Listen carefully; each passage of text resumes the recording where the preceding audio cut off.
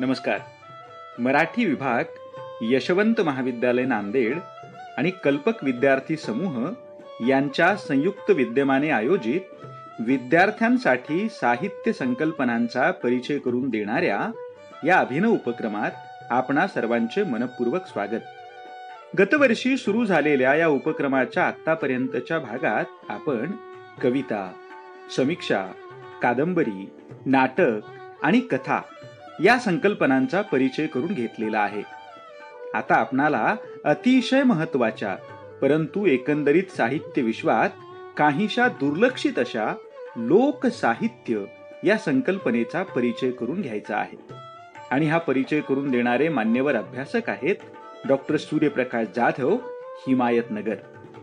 हुतात्मा जयवंतराव पाटील महाविद्यालय, हिमायतनगर, जिल्हा नांदेड येथे मराठी विभागात कार्यरत असलेले प्रोफेसर हा त्यांचा पहिला परिचय.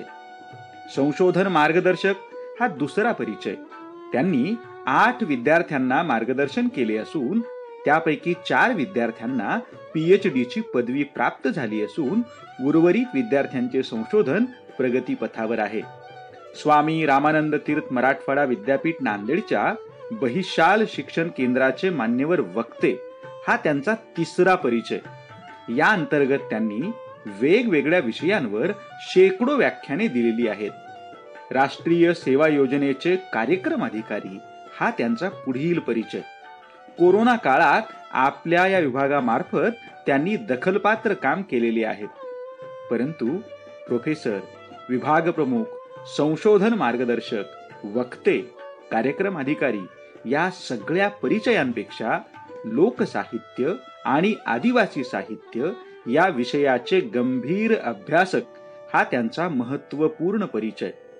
मराठवाड्यातील लोकगीतातून व्यक्त होणारे स्त्री चिंतन या विषयावर त्यांनी PhD साठी संशोधन केले असून निरनिराळ्या संशोधनपर नियतकालिकात या विषयाच्या अनुषंगाने त्यांनी मूलभूत लेखन केलेले आहे. याशिवाय वर्तमानपत्रांसाठीही त्यांनी नैमित्तिक स्वरूपात लेखन केलेले असून BA अभ्यासक्रमातील काही पुस्तकांचे संपादनही केलेले आहे. नेमक्या आणि प्रभावी मांडणीचा लौकिक असलेल्या त्यांच्यासारख्या अभ्यासकाने लोकसाहित्य या संकल्पनेचा 2 भागात करून दिलेला परिचय विद्यार्थ्यांना पुढील अभ्यासासाठी पूरक ठरणार आहे. आपण त्यांच्या मांडणीचे स्वागत करूया. नमस्कार, मी डॉक्टर सूर्यप्रकाश जाधव, हुतात्मा जयवंतराव पाटील महाविद्यालय, हिमायतनगर, जिल्हा नांदेड. मित्रांनो, आपण कालच्या भागामध्ये लोकसाहित्याचं स्वरूप, संकल्पना, वेगवेगळ्या अभ्यासकांनी लोकसाहित्याच्या व्याख्या ज्या केल्या त्या व्याख्यातून लोकसाहित्याच्या स्वरूपावर टाकलेला प्रकाश, लोकसाहित्याची व्याप्ती या अनुषंगाने आपण काल चर्चा केलेली आहे. लोकसाहित्याची व्याप्ती ही विशाल आहे, व्यापक आहे आणि अशा व्यापक पटावर विस्तृत अशा लोकसाहित्याचा विचार केवळ 1-2 तासिकेमध्ये किंवा 20-25 मिनिटांमध्ये होणं काही शक्य नाहीये. तो अत्यंत गहन विषय आहे, खूप मोठा असा विषय आहे. आज आपण दुसऱ्या भागामध्ये लोकसाहित्याची जी सामाजिकता आहे किंवा प्रासंगिकता आहे, त्याचबरोबर लोकसाहित्याचे जे मूळ प्रकार आहेत त्या प्रकाराच्या अनुषंगाने आपण चर्चा करूयात. लोकसाहित्य हा जसा कला विद्याशाखेशी निगडीत असणारा विषय आहे, अगदी तसाच तो मानव विद्याशाखांशी सुद्धा निगडीत असणारा विषय आहे. लोकसाहित्याचा संबंध हा वैज्ञानिक शास्त्रांशी जसा आहे तसाच तो वाणिज्यिक शास्त्रांशी सुद्धा आहे असं म्हणता येईल. स्थूल अर्थाने जर आपल्याला सांगायचं झालं तर असं म्हणता येईल की मानवी जीवन व्यवहाराला व्यापून टाकणारी जेवढी म्हणून काही शास्त्र आहेत त्या सगळ्या शास्त्रांशी लोकसाहित्याचा अतिशय जवळचा असा संबंध आहे. त्या सर्व अभ्यासाची लोकसाहित्य निगडीत आहे असं म्हटल्यास वावगं ठरणार नाही. पण आज दुर्दैवानं लोकसाहित्याचा अभ्यास होतो तो अभ्यास व्यापक दृष्टिकोन ठेवून होताना दिसत नाही. तो अभ्यास लोअर या अंगानं न होता लिटरेचर या अंगानं होताना दिसतो आहे. मला असं वाटतं की लोकसाहित्याचा अभ्यास हा व्यापक अंगानं झाला पाहिजे. लोकसाहित्यातील लोककथा, लोकगीते, म्हणी, वाक्प्रचार, उखाणे, लोककला या वेगवेगळ्या प्रकारांना जर आपण मूळ स्वरूपात समजून घेऊन जर लोकसाहित्याचा अभ्यास केला तर ते अधिक महत्वाचं ठरणार आहे. कदाचित असं न झाल्यामुळं या अभ्यासाला मला वाटतं एकांगी रूप आलं असावं. परंतु मराठी लोकसाहित्याच्या अभ्यासाला जर खऱ्या अर्थानं दृष्टी द्यायची असेल तर लोकसाहित्याच्या विविध प्रकारांचं संकलन करावं लागेल. त्याचं मूळ स्वरूप समजून ते अस्सल रूपात लोकांपुढे आणावं लागेल. आणि अशी ही अस्सल कलाकृती आणि उक्ती आणि वस्तू अशा 3 स्वरूपात पाहायला मिळणारे लोकसाहित्य आहे. हे लोकसाहित्य शब्द स्वरूपातील लोकसाहित्य आहे, भौतिक स्वरूपातील लोकसाहित्य आहे आणि वस्तू स्वरूपातील लोकसाहित्य. प्रयोग रूपातील लोकसाहित्याचं संकलन होणं, त्याचा अभ्यास होणं हे अत्यंत गरजेचं आहे. वस्तू स्वरूपातील लोकसाहित्यामध्ये काय येतं तर यामध्ये दागदागिने तयार कसे करायचे, हस्तकला, मूर्तिकला, बांधकाम, काष्टकला, विणकामाची कला, मातीकाम, भांडीकुंडी, अवजारे तयार करणं, विणकाम, लोकवाद्य, रंगरंगोटी, चित्रकला अशा स्वरूपातील कलाकुसरींचा अंतर्भाव वस्तू स्वरूपातील लोकसाहित्यामध्ये होतो. आता पुढचा टप्पा तो प्रयोगरूप जे असतं किंवा प्रयोग स्वरूपातील जे लोकसाहित्य असतं त्यामध्ये मूर्ती किंवा गोंधळ किंवा त्या लोककलेमध्ये लोकधर्माच्या कुळाचार म्हणून पाळलं जाणारं किंवा केलं जाणारं जागरण असेल, दंडार असेल, लोकप्रकटन संस्था असणारी कीर्तन असेल, तमाशा, दळणकांडण करणे अशा ज्या विविध विधी आहेत त्या विधीच्या प्रसंगी असणारे सर्व साहित्य आणि कृती यांचा समावेश या प्रकारामध्ये होताना दिसतो.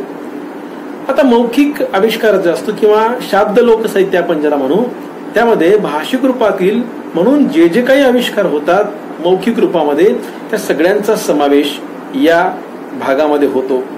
म्हणजे म्हणी, वाक्प्रचार, उखाणे, लोकगीते, लोककथा, लोककथा गीते, लोकभ्रम, लोकसमजुती अशा भाषिक स्वरूपातील आविष्कारांचा या लोकसाहित्य प्रकारामध्ये समावेश होतो. लोकसाहित्याच्या अभ्यासकाला या तिन्ही प्रकारांचा परिचय व्हावा, ते समजून घेता यावेत. कारण लोकसाहित्यातून समाज संस्कृतीचं प्रकटीकरण होत असतं, आविष्कार होत असतो आणि लोकसाहित्य समाज संस्कृतीचा प्रकट असा धर्म आहे. समाज संस्कृतीचा प्रकट धर्म असलेल्या लोकसाहित्याची जर विविधांगाने ओळख या निमित्ताने होत असेल तर तो चांगली गोष्ट आहे आणि ते करून देणं हा माझा नम्र प्रयत्न आहे. मी असं म्हणणार नाही की परिपूर्ण अंगाने किंवा पूर्णांशाने मला ती करून देता येईल. शक्य तेवढ्या प्रमाणात ते करून देण्याचा मी प्रयत्न करत आहे. आणि हे सगळं करत असताना मला असं वाटतं की लोकधर्माचं आचरण करणारी ही जी मंडळी आहे त्या मंडळीकडून लोकसाहित्याचं जर प्रत्यक्ष संकलन केलं तर ते संकलन हे अतिशय वास्तव रूपामध्ये किंवा अस्सल रूपात होत असतं. कारण अभिव्यक्ती करणारी जी व्यक्ती असते ती व्यक्ती कोणती, त्याचा सामाजिक स्तर कोणता आहे, त्याचा दर्जा, त्याचं शिक्षण कुठवर झालेलं आहे, त्याची जात, धर्म, याबरोबर तो व्यक्ती ज्या प्रदेशात राहतो तो प्रदेश म्हणजे भूभाग, त्या भूभागाचा सामाजिक, सांस्कृतिक, धार्मिक इतिहास काय आहे हे सगळं आपल्याला समजून घेणं गरजेचं असतं. आणि त्यानुरूप त्या सगळ्यांचा प्रभाव आणि परिणाम त्या गोष्टीवरती झालेला असतो. त्याचबरोबर लोकसाहित्यामध्ये जे रूढ प्रकार आहेत, उदाहरणार्थ लोककथा असतील किंवा लोककथा गीते आहेत, लोकगीतं आहेत, म्हणी वाक्प्रचार आहेत, ह्या प्रकारांचा तर विचार केलाच पाहिजे हो. परंतु लोकसाहित्याचा इतर गोष्टींशीही काही अनुबंध असतो. उदाहरणार्थ लोकसाहित्याचा ग्रामीण साहित्याशी अनुबंध, लोकसाहित्याचा कृषी संस्कृतीशी किंवा कृषी विषयक घटनांशी काही जो अनुबंध असतो तो अनुबंध हे आपण तपासून पाहिला पाहिजे. आणि हा अनुबंध मग कृषी संस्कृतीचा असेल किंवा ग्रामीण साहित्याचा असेल तो आपला मुळातून तपासून पाहिला पाहिजे. त्याचबरोबर मला असं वाटतं आपण ज्याला आपल्या संस्कृतीचं धन मानतो म्हणजे उत्सव आणि सण हे आम्ही आमच्या संस्कृतीचं धन मानतो. आणि हे उत्सव आणि सण त्या सणा उत्सवाच्या निमित्तानं गावागावामध्ये मसाई, कोचमाय, मरियाई, खंडोबा हे जे गावातली ग्रामदैवता आहेत किंवा ग्रामदैवतांची उपासना करत असताना जे पारंपरिक वाद्य वाजवणारा जो लोकवाद्य वाजवणारा जो वर्ग आहे त्या वर्गाचाही वैशिष्ट्यपूर्ण अभ्यास आम्हाला करता आला पाहिजे. त्याही गोष्टींचं काही संकलन आम्हाला करून घेता आलं पाहिजे. त्याची असल रूपात मांडणी करणं सुद्धा गरजेचं आहे असं मला वाटतं. कारण आज वर्तमानात आपण पाहतो आधुनिकीकरणाचा एवढा मोठा प्रभाव आहे की आज घडीला आधुनिक काळामध्ये झपाट्याने सगळं काही बदलत चाललेलं आहे. नुसतं झपाट्यानं बदलच होत नाही तर या बदलाचा आवाका एवढा गतिमान आहे की लोकजीवनामध्ये अस्तित्वात असलेल्या ज्या अनेक गोष्टी आहेत त्या झपाट्यानं कालबाह्य सुद्धा होताना दिसत आहेत. या झपाट्यामध्ये लोकसंस्कृती येता कामा नये. कारण लोकसंस्कृती टिकली तरच समाज टिकू शकतो. त्यामुळे लोकसंस्कृती जिवंत ठेवणारे जे समाजामध्ये जिवंत अवशेष आहेत त्या सजीव अशा समाज अवशेषांचं संकलन करणं, मला वाटतं नुसतं संकलन करणं नाही तर त्याचं जतन करणं, त्याचं संवर्धन करणं हे सुद्धा तितकंच गरजेचं आहे. कारण असं जर झालं तरच आपली संस्कृती ही किंवा या संस्कृतीचा लोकसाहित्याचा जो समृद्ध असा वारसा आहे तो वारसा आम्हाला निक्या स्वरूपामध्ये म्हणजे ओरिजिनल स्वरूपामध्ये आम्हाला जगासमोर दाखवता येईल, आम्हाला ठेवता येईल. आता या लोकसाहित्यामध्ये जे मूळ प्रकार आहेत किंवा त्याचे प्रकार आहेत की लोककथा, लोकगीते, म्हणी, वाक्प्रचार, समजुती, विश्वास, भ्रम, भौतिक संस्कृती या सगळ्यांच्या अनुषंगानं आपण लोकसाहित्याच्या वेगवेगळ्या अंगाचा विचार करतो. त्यावेळेस मात्र आपल्याला लोकसाहित्याची संपन्नता लक्षात येते. लोकगीते या लोकगीतांचा जर आपण विचार केला तर असं लक्षात येईल की लोकगीते म्हणजे लोकसाहित्याचा आत्मा आहे. आत्मा लोकगीतामधून लोकांच्या म्हणजे जनसमुदायाच्या सामुदायिक भावनेचं प्रकटीकरण होतं, अभिव्यक्ती होते. लोकगीतातून समूहमनांचं दर्शन घडतं. लोकगीतांचं दालन जर पाहिलं तर अतिशय संपन्न आणि समृद्ध असं आहे. ही लोकवाणी भावगर्भ आहे. अविरतपणे सातत्यानं ती एका पिढीपासून दुसऱ्या पिढीकडे आपल्या नवनवोन्मेषशाली तेजाने प्रवाहित होताना दिसते आहे. आणि प्रवाहित होत असताना आपल्या दोन्ही तीरावरचं जीवन ती समृद्ध बनवत जाते. म्हणून लोकसाहित्याचे अभ्यासक नारा शेंडे असं म्हणतात की लोकगीत म्हणजे आत्मपिंडातून स्त्रवणारं भावगीत आहे. त्याचबरोबर अलेक्झांडर क्रॉफ हे लोकसाहित्याचे पाश्चात्य अभ्यासक लोकगीतांच्या संदर्भात बोलताना असं म्हणतात की लोकगीतांना भावगीत असं म्हणतात. त्यांच्या मते या गीतांचा उगम हा निरक्षरामध्ये झालेला आहे. त्याचा कर्ता अनामिक असतो. या लोकगीतांच्या पाठीमागे कित्येक शतकांची परंपरा दडलेली असते आणि हे लोकगीत समूहाचं असते. मौखिक परंपरेनं एका पिढीकडून दुसऱ्या पिढीपर्यंत ते आपोआप चालत जाते. लोकसाहित्याचा अभ्यासक डॉक्टर सरोजिनी बाबर यांनी फार सुंदर असा अभिप्राय लोकगीतांच्या बाबतीमध्ये नोंदवलेला आहे. ते असं म्हणतात की विविध प्रकारच्या जातिवंत स्वरविलासांनी शिणगारलेले अशिक्षितांनी कित्येक वर्षामागे रचलेले असताना सुद्धा केवळ पाठांतराच्या बळावर एका पिढीकडून दुसऱ्या पिढीकडे आपल्या नवनवोन्मेषशालिनी तेजाने पुढच्या पिढीला संवर्धित करणारे, उत्तेजित करणारे जे भावगीत असते ते लोकगीत होय. यावरून आपल्याला लोकगीताची व्यापकता लक्षात येते. लोकगीत म्हणजे सामान्य माणसांच्या सामुदायिक जगण्याची कशी अभिव्यक्ती आहे आणि लोकभाषेतून आकाराला येणारं लोकगीत हे खऱ्या अर्थानं त्या लोकभाषेची संपन्नता सूचित करीत असते. नारा शेंडे असतील, नामदेव फटकर असतील, विका राजवाडे असतील अशा अनेक लोकसाहित्याच्या अभ्यासकांनी लोकगीतांच्या स्वरूपावरती प्रकाश टाकला आणि लोकगीत हे आदिमानवांच्या उत्स्फूर्त भावनांचा संगीतमय आविष्कार कसा आहे हे सांगितलेलं आहे. मित्रांनो, अशा या लोकगीतांना शतकानुशतकाची परंपरा आहे. भावना, विचार, कल्पना आणि सौंदर्याने ही लोकगीते नटलेली आहेत. खरं तर या लोकगीतांचं वर्गीकरण प्रामुख्याने 3 भागामध्ये करता येईल.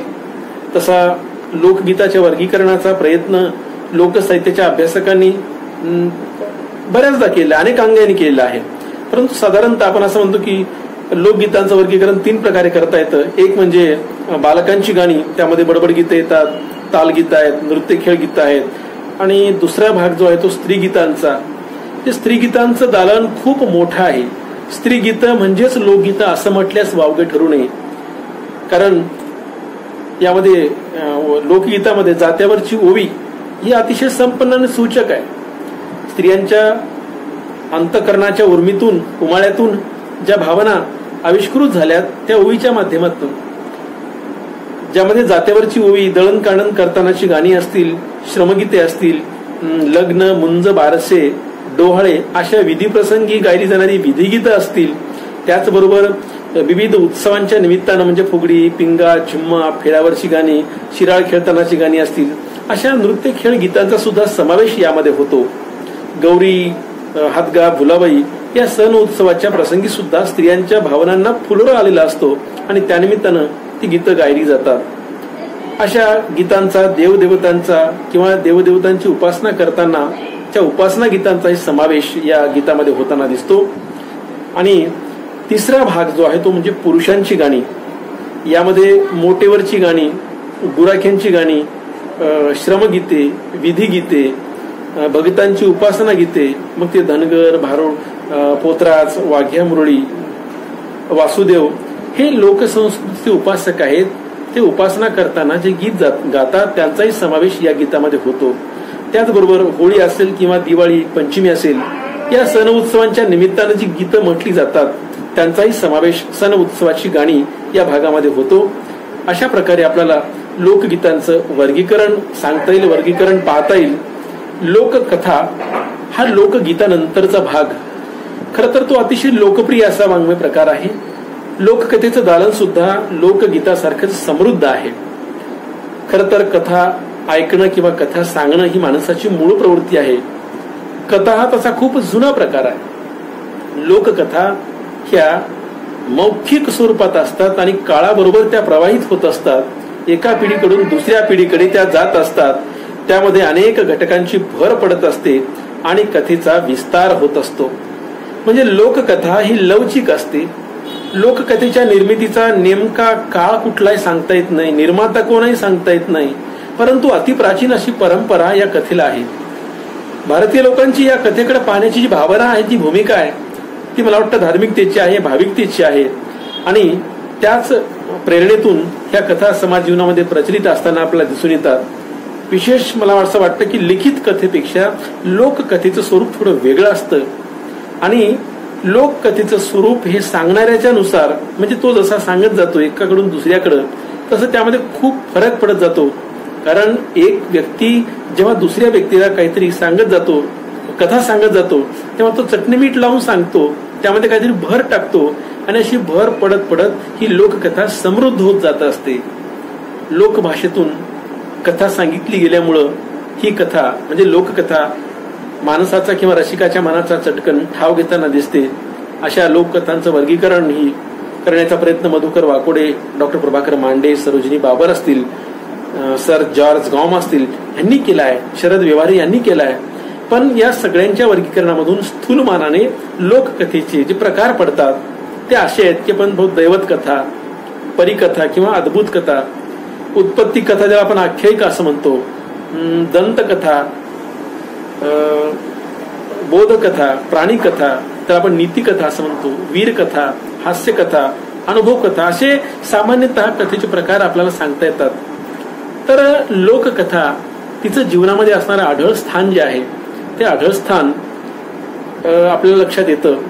मुळातच लोकसाहित्याच्या निर्मिती मागे ही लोकजीवनाची प्रेरणा आहे. म्हणून वामन चोरघडे हे लोकसाहित्याचे अभ्यासक असं म्हणतात की जीवनाचे यथार्थ चित्रण लोककथेमध्ये पाहायला मिळते. तर पोत लिहिणारे द ग गोडसे यांचं असं मत आहे की लोककथा ही नदीसारखी असते. कथा आणि नदी, लोककथा आणि नदी यामध्ये खूप काही साम्य असतं असं त्यांना वाटतं. ते असं म्हणतात की दोन्हीही प्रवाही असतात. नदीप्रमाणे कथा सुद्धा भटकी असते असं द ग गोडसे यांचं मत आहे. आणि लोककथेनंतर येतो तो प्रकार म्हणजे लोककथा गीत. याच्यामध्ये आपण याला पोवाडे, समपोवाडे, लोकगाथा अशा अनेक शब्द प्रचलित आहेत. लोककथा गीतांना इंग्रजीमध्ये बॅलड असं म्हणतात. बॅलड हा शब्द प्रचलित आहे.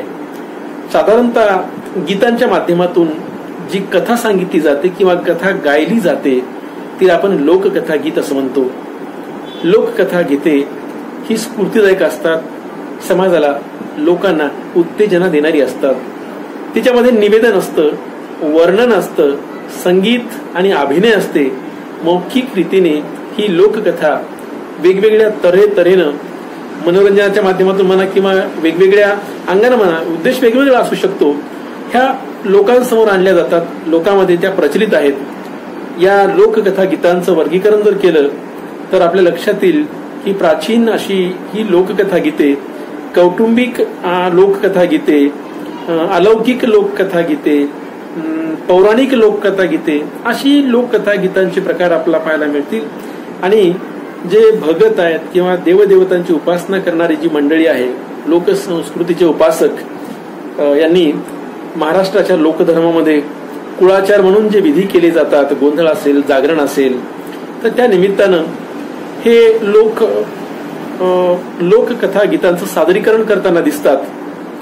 गोंधळी, वासुदेव, भारुडी, पांगुळ, पोतराज हे किंवा जे भगत आहेत, वासुदेव पोतराज हा मर्यादेचा भगत आहे, तो सुद्धा बहुरूपी आहे. ही अनेक माणसं आहेत ज्यांना राची ढेरे लोकसंस्कृतीचे उपासक असं म्हणतात.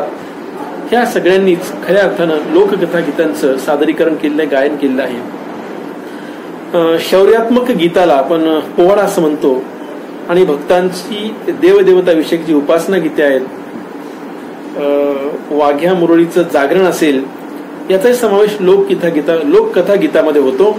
त्यामध्ये संगीताची साथ असते, नाट्य असतं, अभिनय असते, वर्णन असते आणि त्यामुळं रंजक स्वरूपामध्ये ती कथा पुढं सरकत जाते. अशी ही लोककथा गीते गद्य पद्य मिश्रित असतात. आता लोककथेनंतर लोकगीते यांना जसं महत्व आहे, तसाच जो पुढचा भाग आहे तो म्हणजे म्हणी, उखाणे आणि वाक्प्रचारांचा. त्यामध्ये आपण उखाणे पाहूया. उखाणा हा सुद्धा मराठी लोकसाहित्यातील एक मौल्यवान लेणं आहे. लेणं असं म्हटल्यास काही वावगं ठरणार नाही. उखाण्याचा अर्थ सांगताना डॉक्टर सरोजिनी बाबर असं म्हणतात की उखाणा म्हणजे कूट प्रश्न असतो, कोडा असतं. आणि सगळ्यात महत्वाचं म्हणजे मनोरंजन करणं किंवा एखाद्याचं बुद्धिचातुर्य तपासून पाहणं, हा उखाण्यामागचा उद्देश असतो. या उखाण्यांना संस्कृतमध्ये प्रहेलिका असं म्हणतात, हिंदीमध्ये पहेली असं म्हणतात, मराठीत आपण त्याला उखाणा असं म्हणतो. या उखाण्यांना खूप प्राचीन अशी परंपरा आहे. काही उखाणे प्रश्नोत्तरी असतात, काही उखाणे एक संवादी असतात. आजही आपण पाहतो की लग्न समारंभामध्ये उखाणा घेण्याची पद्धत आहे, आवर्जून उखाणे घेतली जातात. म्हणून उखाणा घेण्यासाठी किमान 2 व्यक्तींची आवश्यकता असते, मग 2 पेक्षा अधिक चालू शकतात. काही उदाहरण पाहू पण छोट्यात. बघा ना कसे कूट प्रश्न असतात की पाणी नाही, पाऊस नाही, रान कसं हिरवं, कात नाही, चुना नाही, तोंड कसं रंगलं. ह्याचं उत्तर आहे पोपट. पाणी नाही, पाऊस नाही, तरी पोपटाचा रंग हिरवा आहे. अशी उखाण्यामध्ये लयबद्धता असते, सुटसुटीतपणा असतो. काही उखाणे खेळामधली असतात, काही उखाणे नाव घ्यायचे असतात, काही उखाणे व्याही विहिणींनी घ्यायचे असतात, काही मनोरंजक असतात, काही प्रश्नोत्तररूपी असतात. म्हणजे जे वेगवेगळ्या प्रकारामध्ये आपल्याला उखाणे पाहायला मिळतात. उदाहरणार्थ बघू आपण. झाडावरचा झरा. झाडावरचा झरा म्हणजे नारळ. हरण पळतं, दूध गळतं म्हणजे जातं, एवढंच खोड, त्याचं पाणी किती गोड, ऊस. झाडावरचा झडा म्हणजे नारळ. अशी अनेक उदाहरणं लोकजीवनामध्ये पाहायला भेटतात. अजून एक बघा. हिरवी उडाली आणि झाडावर जाऊन बसली म्हणजे मिरची. म्हणजे अशा अनेक उदाहरणं जे गोपनीय आहेत ते उखाण्यामध्ये विणलेली आहेत. अशी निखळ मनोरंजन करणारी आणि कोड्यामध्ये टाकणारी असतात ते उखाणे आपल्याला लोकजीवनामध्ये प्रचलित असलेली पाहायला भेटतात. उखाण्यामध्ये थोडाफार काळाच्या ओघामध्ये बदल झालेला आहे, कारण बदल सामावून घेण्याची ताकद लोकसाहित्यातल्या प्रत्येक घटकामध्ये आहे. त्या नव्या बदलाला सामावून घेऊन एक नवा समृद्ध प्रवाह काळाच्या ओघामध्ये लोकसाहित्याच्या रूपाने वाहताना आपल्याला दिसतो. आणि त्यानंतर येतात ते अनुभवाच्या खाणी असलेल्या म्हणी, म्हणजे वाक्संप्रदाय, लोकसमजुती, म्हणी म्हणजे अनुभवाचं सार. म्हणी म्हणजे अनुभवाचं साररूप असते. भाषेचं सौंदर्य जर पाहायचं असेल, लोकभाषेचं सौंदर्य जर पाहायचं असेल तर मला वाटतं म्हणीकडे पाहावं लागेल. अशा अशिक्षित असाक्षर माणसांच्या तोंडी ज्या म्हणी आढळतात त्या म्हणजे समाजाच्या समृद्ध अनुभवाचा आरसा असतो. मानवी आचार आणि विचाराचं ते प्रतिबिंब असतं. मानवाला म्हणीतून काहीतरी अर्थबोध होत असतो आणि तो अर्थ सहज समजत असतो. तोंडी रूपात एकीकडून दुसरीकडे आपोआप जाणाऱ्या, प्रचलित होणाऱ्या ह्या ज्या म्हणी असतात त्यामध्ये मोजक्या शब्दामध्ये, कमीत कमी शब्दामध्ये फार मोठा आशय व्यक्त करण्याची ताकद असते, क्षमता असते आणि मार्मिकपणे काहीतरी सांगून त्या म्हणीतला आपला अर्थ कळत असतो. अशा वेगवेगळ्या विषयावरचे म्हणी आपल्याला पाहायला भेटतात. काही अतिशयोक्तीपूर्ण असतात, काही अवयवावर असतात, काही नात्यावरती असतात, काही व्यवहारावरती असतात. जसं बघा, मी या मुठभर दाढी हातभर, 7 हात लाकडाची 9 हात धिपली, कुऱ्हाडीचा दांडा गोतास काळ, घरोघरी मातीच्या चुली, 12 बैलाचा खटला पण ताल नाही पटला, घोडी मेली ओझ्यानं, शिंगरू मेलं एरझारानं, गाढवाचा गोंधळ लाथांचा सुकाळ. म्हणजे एक नाही, अशा अनेक वेगवेगळ्या विषयावरच्या म्हणी आपल्याला आजही लोकजीवनामध्ये पाहायला मिळतात आणि हे खऱ्या अर्थानं समृद्ध असा भाषिक वैभव आहे असं म्हणल्यास काही वेगळं ठरणार नाहीये. लोकजीवनामध्ये प्रचलित असणारे जे आचार विचार आहेत, विधी आहेत, समजुती आहेत, लोकभ्रम आहेत, हे लोकभ्रम, हे समजुती जे आहेत ते आपण त्यांना अंधश्रद्धा जरी म्हणत असू आज, तरी त्या भ्रामक कल्पना समाजामध्ये आजही टिकून आहेत. लोकांचा त्यावरती प्रचंड असा विश्वास आहे. भूतखेताविषयीच्या काही म्हणी आहेत, काही समजुती आहेत की भूत अंधारात असतात, भूताकडे विलक्षण सामर्थ्य असतं, भूत अमावस्या रात्री नाचतात, त्यानंतर नजर लागत असते. हा एक समज आहे, म्हणजे दृष्ट काढण्याची प्रथा आहे समाजामध्ये. आपल्याकडे जे काय असतं ते आपण जपून ठेवलं पाहिजे, नाहीतर दृष्टीबाधा होते. दृष्टीबाधा होऊ नये म्हणून लहान लेकराच्या कपाळावरती किंवा गालावरती काळा टिक्का लावला जातो. काही मसनवाट्यातून जात असताना तेलकट तुपकट नेताना आपण लिंबू मिरच्या बांधून नेतो, म्हणजे हे अँटीव्हायरस आहे त्याचं. म्हणजे काहीतरी समाजातून हे सगळं निर्माण झालेलं आहे आणि आजही ते परंपरेनं प्रचलित असलेलं समाजामध्ये टिकून आहे. चुकून जरी दाराची कडी वाजवली तर दाराची कडी वाजवणं अशुभ मानलं जातं. जेवताना शिंकू नये असं म्हणतात. पाल चुकचुकू नये, घरावर घुबड घुमू नये. साप जर दिसला तर किंवा म्हणजे सापाची लागण जर दिसली तर त्यावरती कोरं वस्त्र आपण पांघरलं पाहिजे. मांजरावर गेलं तर काहीतरी अशुभ झालं. ह्या काही चांगल्या शुभ अशुभ गोष्टी आहेत. किंवा काही आकडे बघा, 21, 51, 101, 501 हे शुभ आकडे आहेत. पुरुषांचा उजवा डोळा जर फडफडला तर काहीतरी शुभ होणार आहे असं मानलं जातं. डावा फडफडला अशुभ होणार असं मानलं जातं. म्हणजे ह्या सगळ्या समजुती आहेत त्या लोकांच्या मनामध्ये, ग्रामीण भागातील लोकांच्या मनामध्ये कायमच्या घर करून आहेत. आज कितीही बदलला समाज, आधुनिकीकरण किती झालं तरी ह्या ज्या काही गोष्टी आहेत त्या अजूनही लोकांच्या मनामध्ये स्थान घट्ट करून आहेत. त्यावर लोकांचा विश्वास आहे, म्हणून विश्वासानं त्या पाळतात, त्यावर त्यांचा दृढ विश्वास आहे. अशा प्रकारे लोकसाहित्याच्या एकूण प्रकारांची म्हणजे लोककथा, लोकगीते, लोककथा गीते, म्हणी, वाक्प्रचार, उखाणे या अनुषंगाने श्रद्धा, समजुती किंवा भक्तांची उपासना गीते असतील त्या अनुषंगाने आपण ठळक प्रकारांचा परिचय करून घेतला. हा परिचय सर्वांगाने परिपूर्ण असू शकत नाही किंवा आहे असं मी म्हणणार नाही, कारण कमीत कमी वेळामध्ये जेवढं काही सांगता येईल तेवढं स्पष्टीकरण देण्याचा मी प्रयत्न केला. विस्तार भयास्तव आपला काही गोष्टीकडे जाता आलं नाही. लोकसाहित्य खरं तर नित्य नूतन आहे, परिवर्तनशील आहे आणि ती परिवर्तनशीलता आपल्याला सातत्यानं पाहायला मिळते. समाजामध्ये सातत्यानं परिवर्तन होत असतं आणि त्या परिवर्तनाचा प्रभाव प्रचलित असणाऱ्या लोकसाहित्यावरती पडतो. काळानुसार हे लोकसाहित्य बदलत असतं, त्या बदलांना सामावून घेत असतं, जुनं आहे ते टिकवून ठेवतं आणि नव्याची त्यामध्ये भर घालत असतं, नव्याचा स्वीकार करत असतं. आणि त्या अनुषंगानं ही जी मौखिक असणारी समृद्ध परंपरा कालोघात पिढीजातपणे मौखिकरित्या पुढे पुढे सरकत जाते. हे खरं तर समाजाचे सजीव असे अवशेष आहेत, हे टिकले पाहिजेत. त्याचबरोबर लोकसाहित्याच्या माध्यमातून एक प्रकारे समाजाला अप्रत्यक्ष शिक्षण मिळत असते. म्हणजे परंपरेने चालत आलेलं जे ज्ञान आहे, शहाणपण आहे, कौशल्य आहे, ते सगळ्याच्या सगळं मागच्या पिढीपासून पुढच्या पिढीपर्यंत आपोआप कळत असतं, शिकायला मिळत असतं. एखादी कला असेल मग ती कला सुद्धा आम्हाला ज्ञात व्हायला लागते. म्हणजे एक प्रकारे अनौपचारिक शिक्षण आम्हाला लोकसाहित्याच्या माध्यमातून मिळत असतं. दुसरं महत्वाचं म्हणजे लोकसाहित्याच्या माध्यमातून जे जीवन अभिव्यक्त होतं ते समूह जीवन असतं. म्हणजे त्यातून व्यक्त होणाऱ्या भावना ह्या सर्वांच्या असतात.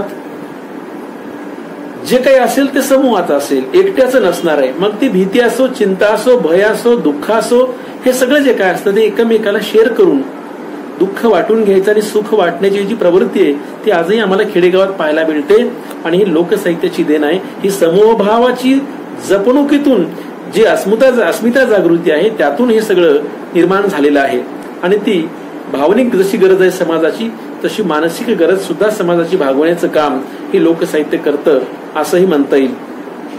दुसरी गोष्ट म्हणजे लोकसाहित्यामधल्या ज्या लोककथेतील प्राणिकथा, नीतिकथा आहेत त्यातून समाजाला कसं वागावं, समाजाला कसं वागलं पाहिजे, लोकांचे आचारविचार कसे असले पाहिजेत याच्या संबंधी सुद्धा आम्हाला ज्ञान मिळतं.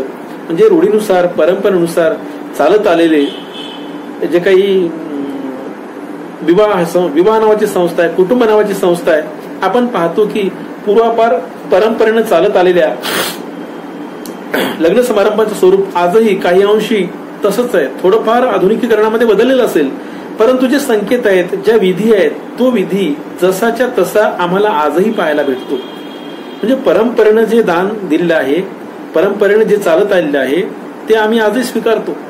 होळीच्या सणाच्या निमित्तानं म्हणजे एरवी कधीही अश्लील न बोलणारा माणूस सुद्धा होळीच्या दिवशी एक परंपरा म्हणून शिव्या देतात, बिनधास्तपणे बोलतात. हे सगळं जे चालतं ना हे रूढीनं मान्य केलेलं आहे आणि आपण ते पुढं चालवत असतो.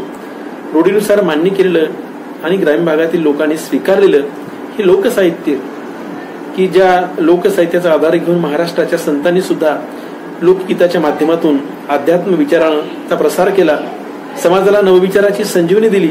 त्यामध्ये आवर्जून नाव घ्यावं लागेल ते एकनाथ महाराजांचं. आणि एकनाथांनी लोकभाषेतून भारुडांची निर्मिती केली आणि त्याच भारुडातून समाज मन समृद्ध केलं, महाराष्ट्राचं मन मजबूत केलं. कीर्तन ही जी लोकप्रकटन संस्था आहे त्या कीर्तनाच्या माध्यमातून सुद्धा लोकप्रबोधनाचा जागर आजही महाराष्ट्रभर चालताना दिसतोय. ह्या लोकसाहित्यातील घटकांचा प्रभाव आजही लोकमनावरती आहे, नाही असं म्हणून चालत नाही. आपण जर पाहिलं की स्त्रियांनी सुद्धा आपल्या लोकगीतातून आपल्या भावनांना, भावगर्भ अशा भावनांना मोकळी वाट करून दिली आहे. म्हणजे समाजातल्या ज्या विविध गरजा असतील, कौशल्य असतील, कला असेल, हे सगळं भागवण्याचं काम लोकसाहित्याच्या माध्यमातून होताना दिसतं. आणि हे परंपरेनं या पिढीपासून त्या पिढीपर्यंत चालू आहे. आजही खेडोपाड्यामध्ये जे वैद्यक असतात, जे वैद्य आहेत, ते वनस्पतीच्या माध्यमातून आजार दूर करण्याचं काम करत असतात. वनस्पतीचं औषध देऊन आजही लोकांची गरज भागवण्याचं ते काम करत असतात. म्हणजे जे काल होतं ते आज सुद्धा बऱ्याच अंशी चालू आहे. लोकांचा बाहेर बांध्यावरती सटी जाणे म्हणतो आपण त्याला, किंवा मंत्रतंत्रावरती विश्वास आहे. आजही जर डोळ्यामध्ये रांजणवडी झाली तर खेड्यापाड्यामध्ये मंत्र टाकले जातात, पाठीमध्ये उसवण भरली तर मंत्र टाकले जातात. ही अंधश्रद्धा जरी असली, आपण त्याला अंधश्रद्धा म्हणत असलो तरीही ह्या गोष्टींचा पगडा अजूनही खेड्यातील लोकांवरती, ग्रामीण भागातील लोकांवरती आहे, असं नाकबूल करून चालणार नाही. असा हा लोकसाहित्याचा समृद्ध वारसा आपण जतन केला पाहिजे, कारण ती आमच्या राष्ट्राची संपत्ती आहे आणि त्याचं जतन करणं, संगोपन करणं आणि संवर्धन करणं हे आपलं काम आहे. कारण लोकसाहित्य हे समाजाला एकसंघ ठेवण्याचं काम करत असतं.